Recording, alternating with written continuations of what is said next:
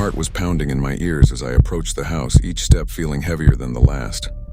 The desperation that drove me here was now mixing with raw fear, creating a cocktail of emotions that made my skin flush and my mind race.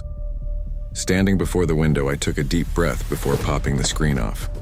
The sliding window came off its track easily enough, though I winced at every sound I made pushing it in.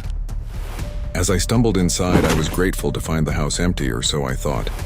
I stood there trembling, adrenaline coursing through my veins as I took in the spare bedroom around me. An unmade bed and wooden dresser were the only witnesses to my intrusion.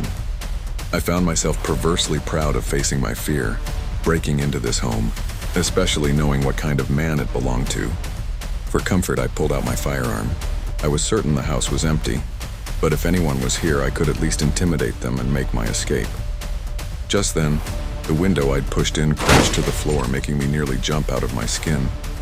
I knew I had to move quickly before I lost my nerve completely. As I rushed out into the hallway, everything changed in an instant. A shot rang out and I dropped to the floor, this time literally pissing myself in fear. Acting on pure instinct, I fired toward the approaching footsteps. By some miracle, I struck the pale, thin man in the face, a lucky shot that left me frozen in shock. But there was no time to process what I'd done. Noise from the room I just left snapped me back to reality, forcing me further down the hallway.